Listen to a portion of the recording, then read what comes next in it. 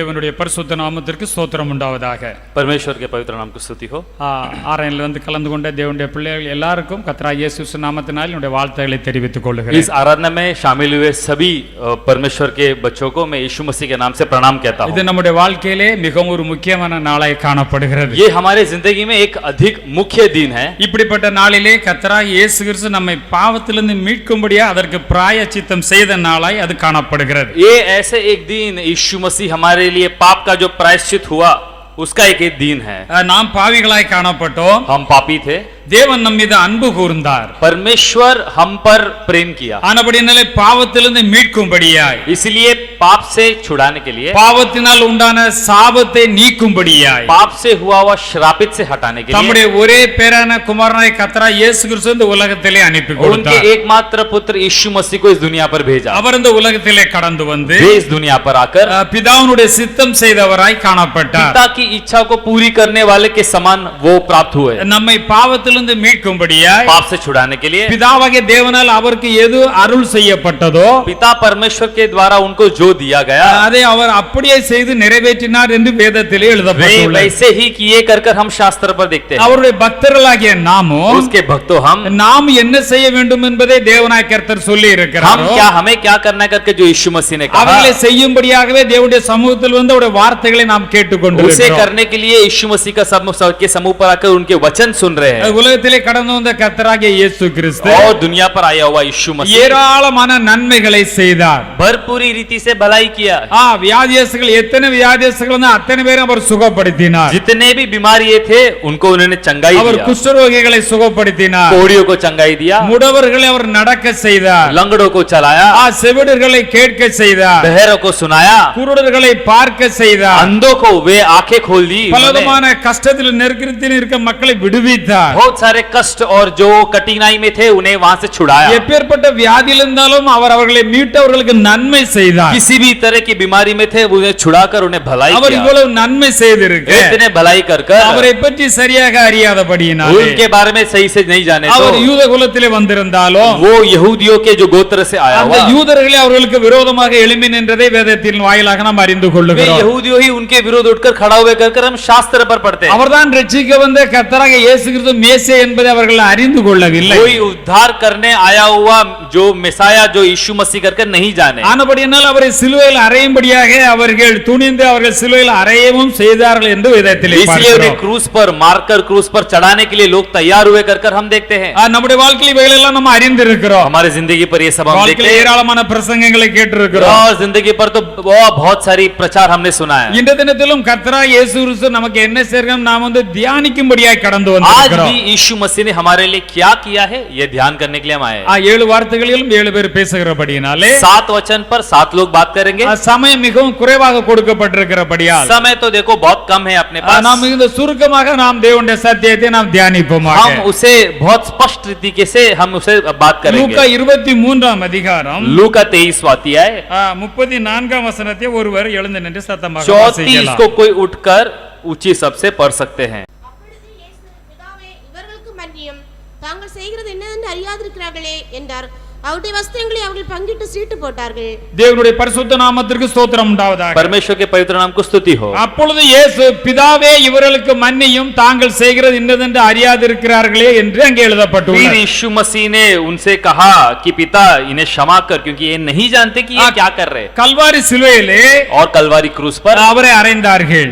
उन्हें वहां पर मारा गया. நேற்று நாம் இங்க வந்து ஆண்டவருடைய கடைசியுடைய திருப்பந்தை ஸ்தாபித்தவரை நாம் நேற்று தினத்தில் அறிந்து கொண்டோம். कल शाम को हम यहाँ पर आए हुए थे और परमेश्वर के प्रभोजन की जो स्थापित हुई थी उसके बारे में हमने चर्चा की. அதை தொடர்ந்து அவர் கெத்செமனேக்கு போனார். उसके बाद गत्सेमने गया. அங்கே இருந்து அவர் காட்டி கொடுக்கப்பட்டு அவர்கள் இரவிலே பிடித்து கொண்டு போனார். वहां उन्हें पकड़वाया गया. वहां से वे रात को आए. இரவு முழுதும் அவரை அடித்தார்கள், பலவிதமான துன்புறுத்தி பலவிதமான என்கொயரிகள் எல்லாம் வைத்து அவரை காலையில 9 மணிக்கு சிலுவையிலே அறைந்தார்கள். रात भर उन्हें मारा गया. उन्हें वहां पर अलग अलग तरह के सुने पूछा गया और उन्हें बहुत कष्ट दिया गया। ஆனபடினால் அவர் அந்த சிலுவையில இருக்கிற நேரத்திலே इसलिए जब वे क्रूस पर खड़े थे, அவர் ஒரு 7 வார்த்தைகளை கூறினார். 7 वचन को यीशु मसीह ने कहा। அதிலே முதலாவது கூறின வார்த்தை தான் இந்த வார்த்தை. उसमें पहला कहा हुआ वचन ही ये वचन है। அவரிடத்திலிருந்து நன்மை பெற்றுக் கொண்டவர்கள், उनसे भलाई पाए हुए लोग, அவரை நன்றாக அறிந்திருந்தவர்கள், उन्हें अच्छे से जाने हुए लोग, தேவனுடைய குமாரன் என்று கூட அறிந்திருந்தார்கள். ये परमेश्वर का पुत्र है करके जाने थे। அநேகர் அறிந்திருந்தார்கள், அநேகர் அறியாமலே बहुत இருந்தார்கள். सारे जाने थे, बहुत सारे अनजान थे। அவர்கள் சிலுவையிலே இவரை அறையும் என்று சொல்லி சிலுவையிலும் அறைந்தார்கள். वे लोग जो उन्होंने कहा कि इन्हें क्रूस पर मार कर वे लोग ने कहा, அப்பொழுதுதான் பிதாவே இவர்களுக்கு மன்னியும் என்று இயேசு கிறிஸ்து சொல்லுகிறார். तब यीशु मसीह ने कहा, हे पिता इन्हें माफ कर। பாவிகளை ரட்சிக்க கிறிஸ்து உலகத்தில் வந்தார் என்று வேதத்தில் எழுதப்பட்டுள்ளது. पापियों को उद्धार करने के लिए यीशु मसीह इस दुनिया पर आया कर जिस तरह लिखा गया। இவர்கள் நன்மைகளை பெற்றுக்கொண்ட பொழுதிலும் இவர்கள் பாவங்களே செய்தார்கள் என்று நாம் ये பார்க்கிறோம். लोग भलाई पाए फिर भी ये लोग पाप किए कर हम देखते हैं। இவர்கள் பாவங்களை செய்தபடினாலே पाप किए इसलिए இவர்களை ரட்சிக்கும்படியாக தானே பிதாவாகிய தேவன் நம்மை அனுப்பி इन्हें இருக்கிறார் उद्धार करने के लिए पिता परमेश्वर ने हमें भेजा है। என்று பிதாவின் சித்தத்தை அவர் அப்படியே நிறைவேற்றினார் என்று பார்க்கிறோம். ऐसे पिता का इच्छा इन्होंने पूरा किया कर हम देखते हैं। அவரை அடியாக அடித்து அவரை நொறுக்க பிதாவான சித்தமானான்னு சொல்லி இருக்கிறார். அடித்தார்கள், அவர்கள் முகத்திலே காரி உமிழ்ந்தார்கள். நாம் என்னென்ன பாவம் செய்தோமோ அத்தனை பாத்தன தண்டனையை அவர் அனுபவித்தார். उन्हें मारा गया, उन्हें खूटा गया, उनके मुंह पर थूका गया। हम जितने भी पाप किए वो सारे पाप की जो क्षमा उन पर डाला गया। அப்படி அனுபவித்தபடியினாலே ऐसे वो ऐसा अनुभव किया इसलिए அதற்காக அவர் வந்திருந்தபடியினாலே इसीलिए आया था, इसलिए அதை அவர் ஏற்றுக்கொண்டார். उसने ग्रहण कर लिया। அவர் இவ்வளவு சிலுவையில் அறைந்த பின்பாகவோ इतना क्रूस पर मारने के बाद भी கைகளிலும் கால்களிலும் அங்கே ரத்தம் வடிந்து கொண்டே இருக்கிறது. हाथ और पैर पर मारकर वहां पर खून बह रहा है। தலையில முள்முடி சூட்டப்பட்டிருக்கிறது. सर पर है कि कांटों की मुकुट लगाई गई। வாரினால் அடித்து முதுகை பிளந்திருந்தார்கள். छड़ी से पीठ पर मारकर उन्हें वहां पर घाव दिया। கைகளிலும் கால் எல்லாவற்றிலும் அடித்திருந்தார்கள். வேதனையை அங்கே துன்பத்தை அவர் அனுபவித்துக் हाथों கொண்டிருக்கிறார். पर पैरों पर मारा गया और वो दुख सहा कर हम देखते हैं।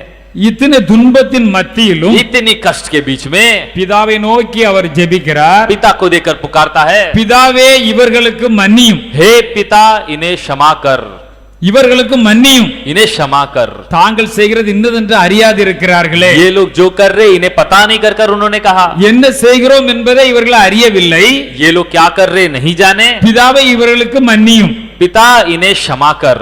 அப்ப இயேசு கிறிஸ்து இந்த உலகத்தில் வந்திருந்த நாட்களிலே यीशु मसीह जब इस दुनिया पर आए, கல்வாரி சிலுவைக்கு கடந்து போகும் முன்பாக कलवारी क्रूस पर जाने के पहले அவரை ஏராளமாக போதித்திருந்தார். बहुत सारे उन्हें सिखाया। அவர்தான் அங்கே அவர் போதிக்கக்கூடிய காலங்களிலே वे जब सिखाने के समय என்ன पर போதித்தார் என்றால் क्या प्रचार किया। மத்தேயு 5ஆம் அதிகாரம் मत्ती सुसमाचार 5वां अध्याय 44ஆம் வசனத்தை வாசிக்கலாம். 44 वचन को पढ़े।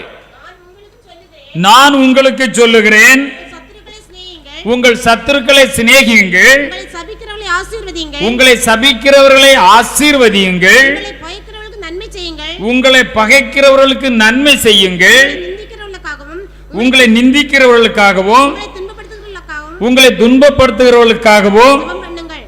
ஜெபம் பண்ணுங்கள். यहाँ पर लिखा गया, परंतु मैंने तुमसे कहा कि अपने बैरियों से प्रेम रखो और अपने सताने वालों के लिए प्रार्थना करो, जिससे तुम अपने स्वर्गीय पिता की संतान ठहरोगे, क्योंकि वह भले बुरे दोनों पर भी अपना सूर्य उदय करता है। இதற்கு அடுத்த வசனத்தை வாசிக்கலாம். इसका दूसरा वचन भी पढ़े। இப்படி செய்வதனால்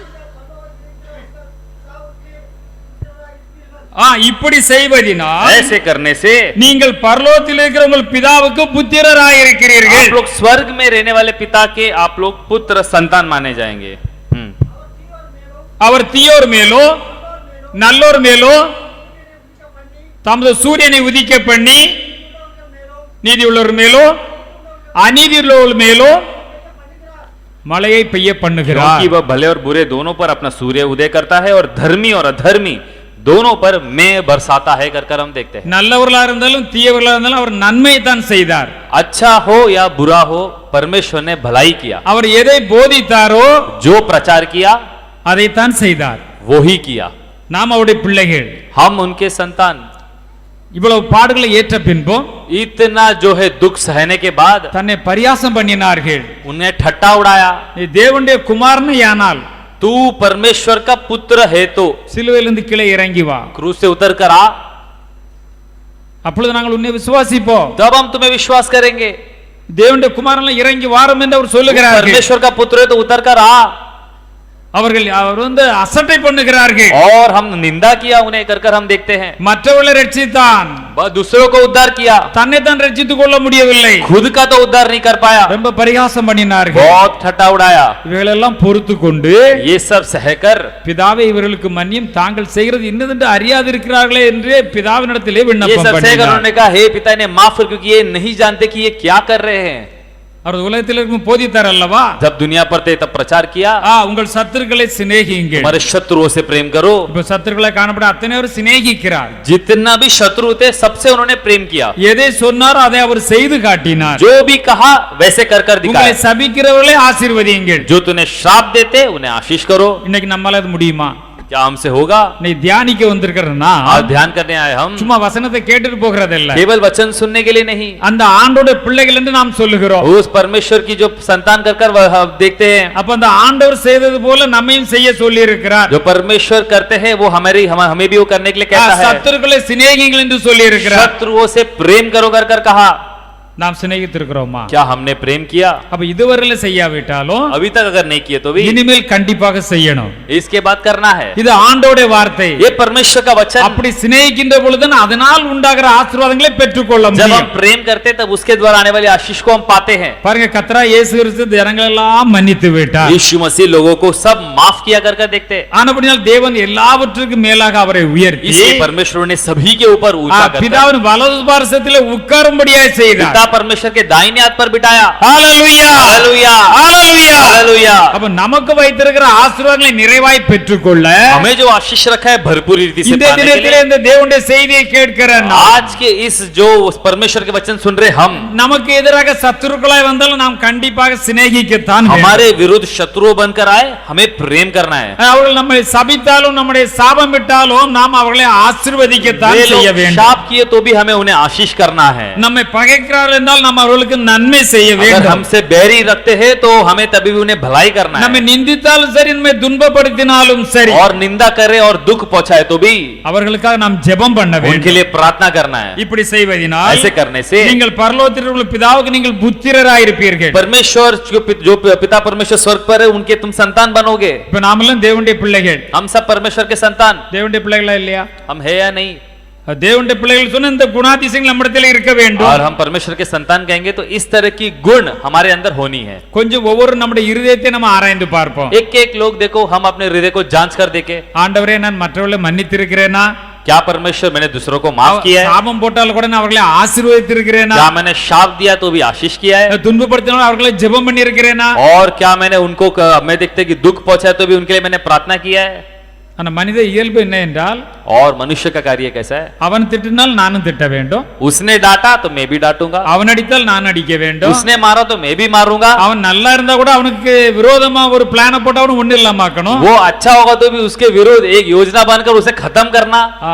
பார்க்கிறோம், நிறைய பேர் நன்றாகத்தான் இருப்பார்கள். बहुत सारे लोग देखो अच्छे रहेंगे. ஒருவர் ஆசீர்வாதம் மேல போனா அடுத்த காலை பிடிச்சு இழுத்து கீழே போட்டு एक விடுவாங்க. अगर आशीष पकड़ ऊपर कर दूसरे का पैर पकड़कर नीचे खींचते. இல்ல, அவரு நன்றாக இருக்கட்டும், क्या ये भी अच्छा रहने दो? அவர் நன்றாக இருந்தா எனக்கு நல்லதான் என்று நினைக்கிறது वो இல்லை. अच्छा है तो हमारे लिए भलाई कर नहीं सोचते. இது உலகத்திலே இப்படி இருக்கிறது. इस दुनिया पर ऐसा रहता है. தேவனுடைய பிள்ளைகளை நாம் அப்படி இருக்கலாமா? क्या हम परमेश्वर के संतान ऐसे हो सकते हैं? இருக்க கூடாது. नहीं होना. இன்னைக்கு பிரசங்கத்தை கேட்டுட்டு போன आज பிறகு जो वचन सुनने के बाद இந்த वचனம் எப்போதும் உள்ளத்திலே இருக்கணும். वचन आपके हृदय पर काम करना சத்ரு வந்தால் நீங்க போய் அவருக்கு ஸ்தோத்திரம் சொல்லி சோகமா இருக்கீங்களான்னு கேளுங்க. है. शत्रु हो तो भी उसके सामने जाओ, उससे कहो कि उन्हें धन्यवाद करो, कहे कि कैसा है करके உங்களை उन्हें பார்த்துட்டு பார்க்க போன என்ன பதற பார்க்காம போறான் பேசிட்டு போங்கன்னு சொல்லுங்க. अगर वो ऐसे देख के अनदेखे भागे तो भी उनसे आप बात करो. வாங்க வீட்டுல வந்து சாப்பிட்டு போங்கன்னு சொல்லுங்க. क्या घर आकर खाना खाओ कर कहो. இவர் சொன்னா அவன் கேட்கிறவன் தன்னால ஆடி போயிடுவான். ऐसा सुना तो जो सुनने वाला भी वो ऐसे हिल जाएगा. ஏன் விரோதியா இருந்தா விரோதமா இருந்தா இவ்வளவுக்குள்ள அன்பு செலுத்தி விட்டார்கள். ये विरोधी है, विरोधी रहकर भी मैं से इतना प्रेम किया. அந்த நிமிஷத்தில் அவர்கள் திருந்தி விடுவார்கள். उस समय वे बदल जाएंगे. ஒரு மனிதன் எப்பொழுது திருந்துவான்? एक इंसान कब बदलेगा? அவன் தவறு செய்கிறான் என்று வைத்துக் கொள்வோம். जब वो गलती करा तो அவன் देखो. தவறு செய்யறது நமக்கு நன்றாக தெரியும். वो अगर गलती किया तो भी अपने पास हमें पता है. தவறு செய்கிறவனுக்கும் தெரியும். गलती करने वालों को भी पता है. தவறு செய்தாலோ गलती किया तो அதை நாம் கண்டுகொள்ளாமல் हम उसे ना देखकर ஏதோ இன்றைக்கு அவர்களுக்கு புரிந்து கொள்ளவில்லை, आज देखो उन्हें समझ नहीं आया. மன்னித்து விடுவோம்.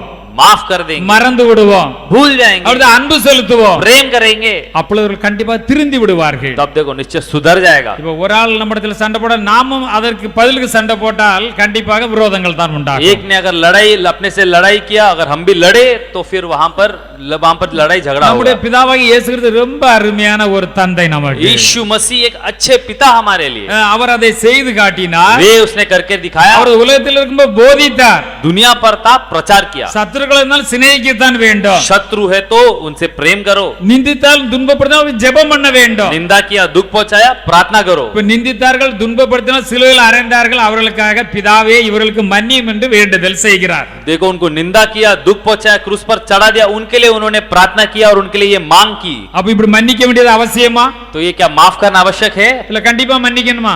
क्या निश्चय माफ करना है क्या? அதான் பெரிய தப்பு பண்ணி விட்டார்களே. वो तो बड़ा पाप कर दिए. கொஞ்சம் தப்புனா பரவாயில்ல, நிறைய தப்பு பண்ணி விட்டார்களே. थोड़ा पाप नहीं, बहुत पाप कर दिए. அதுக்கு அவ்வளத்தையும் மன்னிக்கணுமா? क्या सब कुछ माफ करना है? கொஞ்சம் மன்னித்தால் போதாதா? थोड़ा माफ करेगा तो नहीं चलेगा. ஒரு கேள்வி எழுப்புது இல்லையா? ऐसा देखो, अपने को एक प्रश्न तो आता है. அவன் 10 வார்த்தை வந்து ரொம்ப சத்தம் போட்டு என்னை பேசி விட்டான். 10 शब्द बोलकर मुझे उसने चिल्लाया. நான் ஒரு வார்த்தை கூட பேசக்கூடாதா? क्या मैं एक शब्द भी नहीं बोल सकता हूँ? வேதத்தின்படி பார்த்தால் பேசக்கூடாது. शास्त्र के हिसाब से नहीं बात करना. இந்த இயேசுடைய இப்படிதான் சொல்லுவாங்க, நீங்க சொல்லலாம். आप बोल सकते कि आइए ऐसे ही कहते हैं. வேதம் அப்படிதான் சொல்லுது. शास्त्र ऐसा कहता நீ है. வேதம் சொல்லுறா நீங்க வாழ்ந்து பாருங்க. शास्त्र जैसा बोलते हैं वैसा जीकर तो देखो.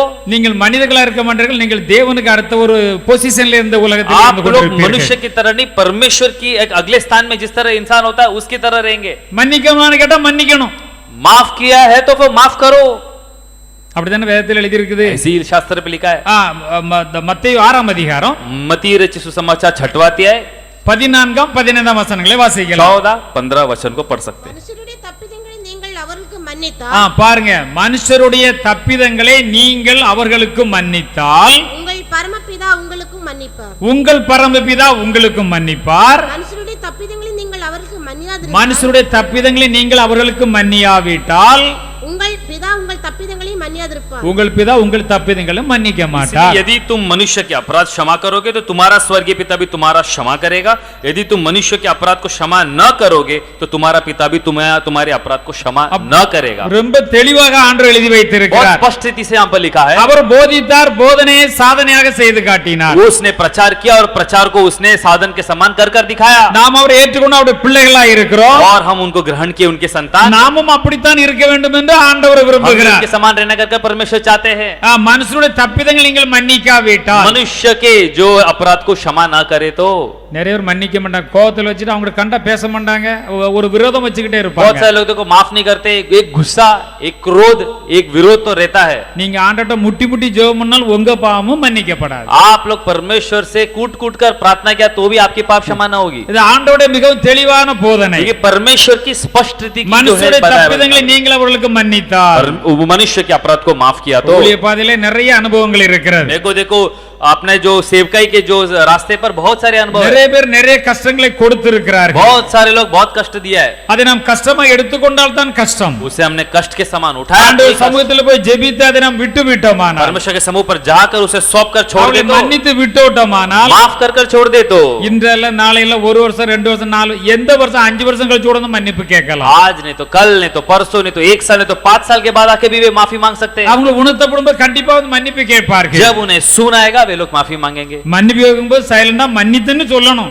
अगर माफी मांगा तो माफ कर दिया कर कहना है. இப்பதான் கண்ணு தெரிஞ்செல்லாம் கேட்க கூடாது. अभी तेरा आँख खुला क्या, ऐसा पूछना नहीं. இப்பதான் கண்ணு தெரிஞ்சவெல்லாம் தெரியலன்னு கேட்க கூடாது. अभी तेरा आँख खुला क्या, इतना दिन तेरा आँख बंद था क्या, ऐसा नहीं தெரியல, कहना है. இப்பதான் அவர் கண் திறந்திருக்கு நமக்கு தெரியுது இல்ல. अपने को हमें पता है कि उनकी आंखें अभी खुली है, அதனால தான மன்னிப்பு கேட்க इसलिए வந்திருக்கிறாரு. तो माफी मांगने हैं. இவ்வளவு நாள் அதை அவர் புரிந்து கொள்ள முடியவில்லை. लेकिन वो समझ नहीं सका. ஒரு கர்த்தருடைய வார்த்தை அவரோட கூட பேசி இருக்கிறது. और एक परमेश्वर का वचन उनसे मुलाकात किया மன்னிப்பு கேட்க வந்து விட்டார். और माफी मांगने आ गया. மன்னிக்கத்தான் செய்ய வேண்டும். माफ ही करना है. நீங்கள் வந்து அப்படி தப்பிதங்களை மன்னித்தால் अगर आप ऐसा अपराध को माफ करें तो, உங்கள் பரமபிதா உங்கள் தப்பிதங்களை மன்னிப்பார். और तुम्हारा पिता परमेश्वर तुम्हारे अपराध को माफ அந்த करेगा. தப்பிதங்களை நீங்கள் மன்னிக்காவிட்டால் அவரும் மன்னிக்க மாட்டார். अपराध को माफ नहीं किया तो परमेश्वर माफ नहीं करेगा. ஏன் நிறைய பேர் ரொம்ப சண்டை போட உடனே மன்னிச்சு விட்டுறோம்.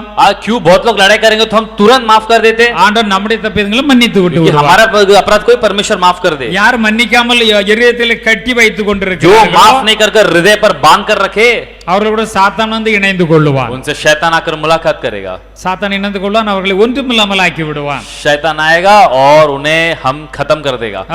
தேவனுடைய பரிசுத்த நாமத்திற்கு ஸ்தோத்திரம் परमेश्वर के உண்டாவதாக. पवित्र नाम को स्तुति हो. இப்ப ஆண்டவர் அறிந்த தேவனுடைய ஜனங்களாகிய நாம் परमेश्वर को जाने परमेश्वर के लोग हम இதை செய்ய முடியுமா செய்ய முடியாதா? क्या ये कर सकते या नहीं कर सकते? உண்மையிலே சொல்லுங்க, மனப்பூர்வமா நீங்க மத்தவங்களை மன்னிச்சிருவீங்களா? क्या आप सही रीति से को मन भर कर आप दूसरे को माफ कर सकते या नहीं? இதுக்கு பிறகு உங்களை எங்க பார்த்தாலும் எந்த காரியத்துல பார்த்தாலும் நீங்க மன்னித்தவர்களா இருக்க வேண்டும். इसके बाद में तुम्हें कोई भी कार्य में देखे आप लोग माफी करने ऐसा होना है. நீங்க நினைக்கலாம் அதெல்லாம் எப்படி ஆண்டவரால தான் முடியும், மனுஷனால முடியுமா?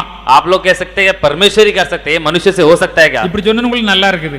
ऐसा बोलने के लिए तो अच्छा है. ஐயா இப்பதான் கொஞ்சம் கரெக்டான பாயிண்ட்ல வராங்க. अभी तो आपको लगता है कि आइए अभी सही बात कर रहे हैं. ஆண்டவர் மன்னிச்சிருவாரு. परमेश्वर तो माफ कर देगा. அந்த மனுஷன் நம்மளால மன்னிக்க முடியுமா? ये मनुष्य को तो हम माफ ही नहीं कर सकते. ஏன் மன்னிக்க முடியாது? क्यों माफ नहीं कर सकते? மன்னிக்க முடியும் என்று வேதத்திலே சொல்லப்பட்டுள்ளது. माफ कर सकता करके शास्त्र में பரிசுத்த ஸ்தேவானை குறித்து பார்க்கின்ற பொழுது और हम पवित्र स्तेवान के बारे में जब நமக்கு எல்லாம் நன்றாக தெரியும். स्टीफन उसके बारे में देखते हैं, அவர் हम सब पता ஞானம் உள்ளவர், है. ज्ञान से भरा, ஆண்டவர் மேல் அசையாத விசுவாசம் உள்ளவர், परमेश्वर पर वो ना हिलने वाला विश्वास रखा है, பரிசுத்தாவினால் நிறைந்தவராய் காணப்பட்டவர், पवित्र आत्मा से भरा हुआ, எல்லாராலும் நற்சாட்சி பெற்றவர். सभी से भलाई की जो गवाही पाया हुआ, அவரை பாருங்க.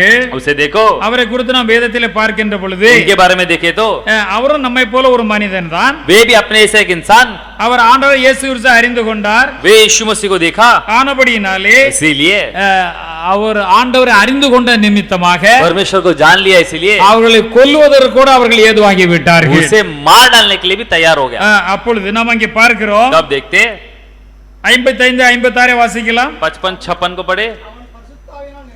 அவன் பரிசுத்தாவினால் நிறைந்தவனாய் வானத்தை அண்ணாந்து பார்த்து தேவனுடைய மகிமையையும் தேவனுடைய வலது பார்சத்தில் இயேசுவானவர் நிற்கிறதையும் கண்டு அதோ வானங்கள் திறந்திருக்கிறதையும் மனுஷகுமாரன் தேவனுடைய வலது பார்சத்தில் நிற்கிறதையும் காண்கிறேன் என்றான்.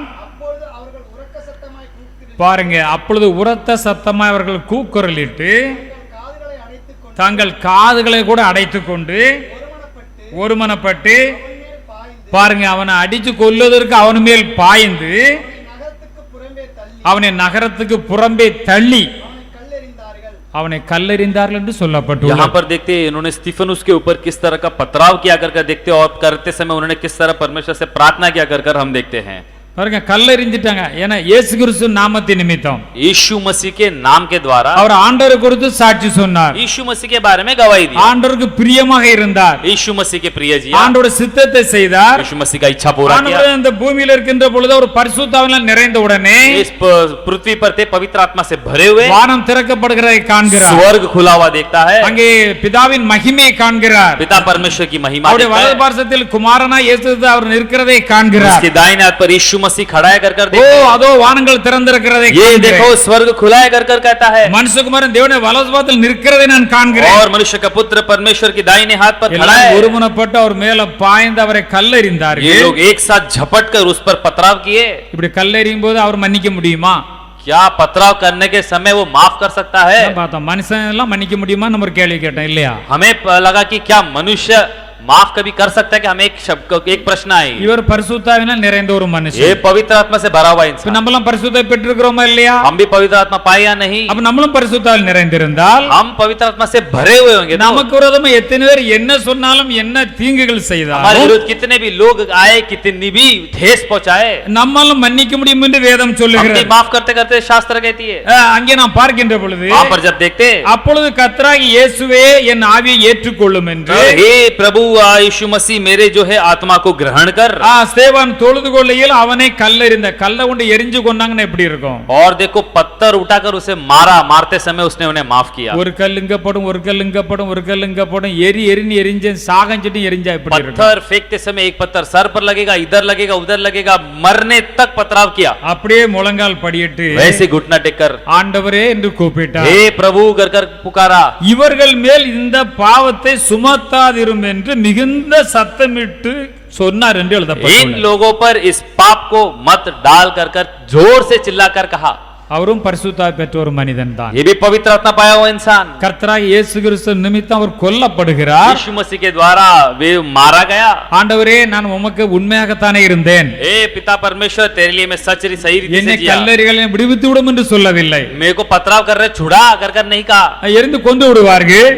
पथराव कर मार डालेंगे. ஆண்டவரே, நீ கொண்டு இவருக்கு அதுக்கான தண்டனை கொடும். ए परमेश्वर, इसको इनको दंड दे कर அப்படியே नहीं ஜெபம் பண்ணாரு. क्या ऐसा प्रार्थना किया நீங்க क्या? நம்ம ஜெபம் பண்ணதை பாக்குறோம். आज देखो हम प्रार्थना करते समय ஆண்டவரே, அவர் இந்த மாதிரி வேலை பண்ணிவிட்டு அவர் காலை ஒடியும், आए परमेश्वर ऐसा किया, इसके पैर को तोड़, அவர் கண்ணை கூடாக்கி போடும், उसकी आंखों को अंधा कर दे, போற பாதையில ஆக்சிடென்ட்ல ஒண்ணு இல்லாம போகட்டும். ये जाते समय एक्सीडेंट हो जाए, ऐसा भी लोग प्रार्थना இப்படி करते. ஜெபம் பண்ணலாம் கேட்டிருக்கேன். எனக்கே இந்த கூட்டத்துல ஜெபம் பண்ணும்போது சங்கடமா இருக்கும். ये ऐसा भी मैं प्रार्थना करते हुए सुना है, ये सुनते समय मुझे भी थोड़ा अच्छा नहीं அவங்க लगता. சொல்லுவேன், உங்களுக்கு ஒண்ணும் தெரியாது போங்கய்யா. और जब उनको कहता हूँ तो लोग बोलते आपको कुछ नहीं पता यार. அவன் இப்படி அடிச்சு துன்பப்படுத்தினா விட்டுற முடியுமா? அவன் கால் ஒடிஞ்சு கிடக்கடா, அப்பதான் சும்மா இருப்பான். वो देखो इतना ठेस पहुंचाता है, वो ऐसे चलेगा क्या? उसका पैर टूटने दो तब सही रहेगा. நம்மள ஆண்டவர் அப்படியே சொல்லி இருக்கிறாரு. क्या परमेश्वर ने ऐसा करने के लिए அவன் நம்மள கால் ஒடிச்சாலும் ஆண்டவர் மன்னியும்னு சொல்ல परमेश्वर தெரியும். ने अगर कहा है कि उसने पैर तोड़ दिया तो भी माफ करो. இங்க பார்த்தா ஆண்டவரே, இந்த பாவங்களை அவர்கள் மேல் சுமத்தாதிரும். हे परमेश्वर, पाप उन पर मत सौंप. ஹalleluya. हालेलुया. அப்ப மனிதர்களாகிய நாமும் மன்னிக்க முடியும் என்று வேதம் சொல்லுகிறது. और मनुष्य हम भी माफ कर सकते हैं. எபேசியர் 4:32 வசனத்தை வாசிக்கலாம். इफिसियों 4 अध्याय 32 को कोई पढ़ सकते हैं. எப்படி காணப்பட வேண்டும்? कैसे रहना है? ஒருவருக்கு ஒருவர் தயவாயும் एक दूसरे पर कृपालु, மன உருக்கமாயும் करुणामय, இருந்தே கிறிஸ்துவுக்குள் தேவன் உங்களுக்கு மன்னித்தது போல கிறிஸ்துவுக்குள் தேவன் உங்களுக்கு மன்னித்தது போல जैसा நீங்களும் परमेश्वर ஒருவருக்கொருவர் மன்னியுங்கள். நீங்களும் ஒருவருக்கொருவர் மன்னியுங்கள். जैसे परमेश्वर मसीह में तुम्हारे अपराध को क्षमा किया है, वैसे भी तुम लोग अपराध को क्षमा करो. நாம எப்படிப்பட்டவர்களாய் காணப்பட कैसे வேண்டுமா? रहना है? ஒருவருக்கொருவர் தயவுள்ளவர்களாய் காணப்பட வேண்டும். एक दूसरे से दयालु, ஒருவருக்கொருவர் உருக்கமுள்ளவர்களாய் காணப்பட एक வேண்டும். दूसरे से हम करुणामय रहना, ஒருவருக்கொரு நன்மை செய்வர்களாய் காணப்பட एक வேண்டும். दूसरे की भलाई करना, ஒருவர் மன்னிக்கிறவர்களாய் காணப்பட வேண்டும். माफ करना. கிறிஸ்துவுக்குள் தேவன் உங்களுக்கு மன்னித்த போல நீங்களும் மன்னிக்கத்தான் செய்ய यीशु வேண்டும். मसीह में जैसा परमेश्वर ने माफ किया वैसा माफ करो. ஏன் அப்படி நாம் மன்னிக்க வேண்டும்? क्यों माफ करना है? கொலோசியர் 3:4 வசனத்தை வாசிக்கலாம். कोलोसियों 3-4 पढ़े. கொலோசியர் 3:4 வசனம். कोलोसियों நம்முடைய ஜீவனாகிய கிறிஸ்து வெளிப்படும் போது நீங்களும் அவரோடே கூட மகிமையிலே வெளிப்படுவீர்கள். ஹalleluya. हालेलुया. जब मसीह जो हमारा जीवन है प्रकट होगा तब तुम भी उसके साथ महिमा सहित प्रकट किए जाओगे. ஆண்டவர் ஒரு நாள் வருவார், அதற்காக காத்து கொண்டிருக்கிறோம். और यीशु मसीह एक दिन आएगा, उसके लिए हम तैयार हैं. நம்முடைய ஜீவனாகிய அந்த கிறிஸ்து வெளிப்படும் போது जीवित परमेश्वर यीशु मसीह प्रकट होंगे, நாம் எல்லாரும் அவரோட மகிமையிலே வெளிப்படுவோமா? हम भी महिमा पर प्रकट होंगे कर लिखा गया है. ஆனபடி எதெல்லாம் விட்டுறணும்? इसलिए क्या क्या छोड़ना है? இப்பவும் நிறைய பிரச்சனை இருக்குது. अभी भी बहुत सारे के पास बहुत सारे अलग अलग परेशानी है. இது வீட்டிலும் இருக்கலாம், घर पर होगा, குடும்பத்திலும் இருக்கலாம், कुटुंब में होगा, ஆபீஸ்ல இருக்கலாம், ऑफिस में होगा, வேலை பார்க்குற இடத்துல இருக்கலாம், काम करने की जगह पे होगा, சபைக்குள்ள இருக்கலாம், कलीसिया के अंदर எங்க होगा, இருக்கலாம். इधर भी होगा. இதை விட்டுவிட வேண்டும் என்று ஆண்டவர் சொல்லுகிறார். छोड़ दो कर परमेश्वर कहता है. கொலோசியர் அதே 3:8 வசனத்தை कोई வாசிக்கலாம். कोलोसियों 3-8 वचन पर पढ़े. கோபம் மூர்க்கமும் இப்பொழுது கோபமும் மூர்க்கமும், பொறாமையும் பாருங்க, கோபம் மூர்க்கம்னா இன்னும் அதிகமான கோபம், பார்த்த உடனே முறைச்சு முழிக்கிறது. और इसे बहुत सारे अर्थात क्रोध और रोष और भैरभाव. வீட்டுல பல்ல நறுநறு கடிச்சு ரெண்டுல ஒண்ணு பண்ணதான் இல்ல பாரு, வச்ச சாப்பாடோட பார்க்க தட்டி விட்டுட்டு அப்படியே பல்ல கடிக்கிறது. और देखो घर पर गुस्सा होना, दांत पीसना और ऐसे गुस्से से क्रोध से बात करना. கோபமும் மூர்க்கமும் क्रोध, பொறாமையும், உங்கள் வாயில் பிறக்கலாகாத தூஷணமும். பாருங்க, இந்த கோபம் வந்த உடனே வாயில வந்து என்ன வார்த்தை வருதுன்னு தெரியாது. देखो अगर क्रोध आया तो मुंह से क्या शब्द आती है पता नहीं. அதுவரையில மனைவி அன்பே கண்ணே கனியன்னு பேசியிருப்பாங்க. तब तक वो पत्नी को बोलते कि प्रेमी ऐसा वैसा करके அந்த बोलते. கோபம் வந்த உடனே வாயில வார்த்தை பார்த்தாச்சுன்னு கொஞ்சம் 2 நிமிஷம் 3 நிமிஷம் அதுக்குள்ள என்னமெல்லாம் பேசி முடிச்சிருப்பாங்க. क्रोध आया तो 2-3 मिनट में पता नहीं क्या क्या बोल के खत्म कर देते. ஆண்கள் மட்டும் இல்ல, பெண்களும் அப்படித்தான் பேசி இருப்பாங்க. पुरुष नहीं, स्त्री भी ऐसा करती है.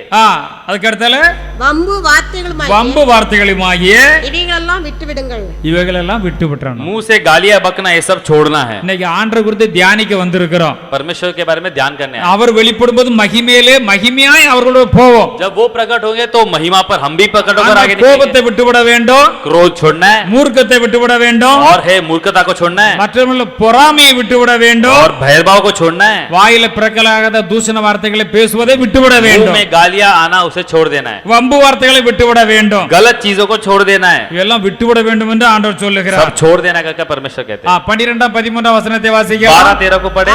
ஆகையால் நீங்கள் தேவனால் தெரிந்து பாருங்க, கொள்ளப்பட்ட ஆகையால் நீங்கள் தேவனால் தெரிந்து கொள்ளப்பட்ட, பரிசுத்தரும் பிரியருமாய் கொஞ்சம் நில்லுங்க அப்படியே. இங்க என்ன சொல்லப்பட்டிருக்கிறது? यहाँ पर क्या लिखा गया? परमेश्वर के द्वारा चुने हुए। இதுக்கு முன்ன உள்ள பிரசங்கத்தை பார்த்து விட வேண்டியதை விட்டு மன்னிக்க வேண்டியதை மன்னித்து ஆண்டவர் சொல்ற பிரகாரம் வாழ்ந்தால், इसके पहले जो लिखा गया है माफ करने ऐसा माफ करके जिसे छोड़ना है छोड़ेंगे तो நீங்கள் தேவனால் தெரிந்து கொள்ளப்பட்ட பரிசுத்தராய் நீங்கள் காணப்படுவீர்கள். आप लोग परमेश्वर के चुने हुए के समान पवित्र और प्रिय அவருக்கு होंगे। பிரியமுள்ளவர்களாய் उसके காணப்படுவீர்கள். प्रिय होंगे। வாசிக்கலாம்.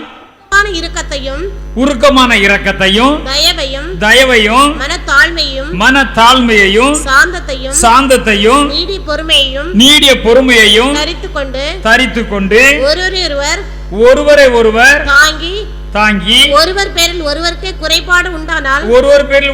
குறைபாடு உண்டானால் கிறிஸ்து உங்களுக்கு மன்னித்தது போல ஒருவருக்கொருவர் மன்னியுங்கள். इसलिए परमेश्वर के चुने हुए के समान पवित्र और प्रिय है। बड़ी करुणा, भलाई, दीनता, नम्रता, सहनशीलता धारण करो।